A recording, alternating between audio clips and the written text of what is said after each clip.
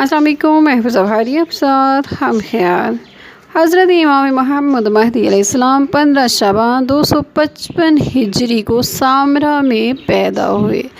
آپ اپنے والد بزرگوار حضرت امام حسن عسکری علیہ السلام کی کفالت میں خفیہ طور پر زندگی گزارتے رہے۔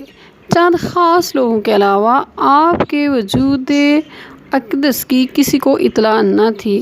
امام عسکری علیہ السلام آپ کو بنو عباس کے ظالموں کے خطرے کے پیش نظر ہمیشہ محفوظ رکھتے تھے۔ امام محمد مہدی علیہ السلام کے والد بزرگوار امام حسن عسکری علیہ السلام 8 ربیع الاول 360 میں شہید ہوئے، تو اس وقت آپ کی عمر مبارک 5 سال تھی۔ لہٰذا ہم کہہ سکتے ہیں کہ آپ 5 سال کی عمر میں عہدہ امامت و ولایت پر فائز ہوئے۔ امام محمد مہدی علیہ السلام کی غیبت 2 حصوں پر مشتمل ہے۔ ایک کا نام غیبت صغریٰ ہے اور دوسری کو غیبت کبریٰ کے نام سے تعبیر کیا جاتا ہے۔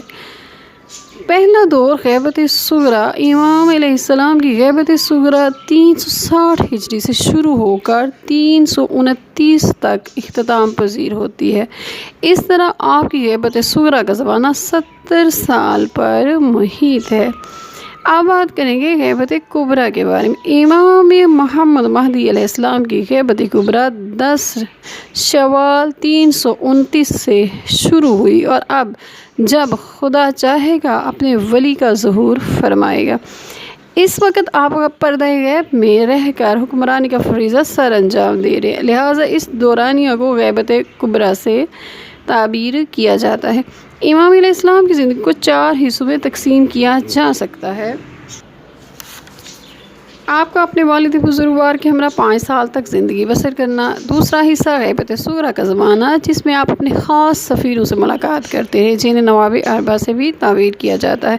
تیسرا غیبت کبریٰ میں تمام ملت اسلامیہ بالخصوص شیعان جہاں اپنے امام کے ظہور قیام کے منتظر ہیں۔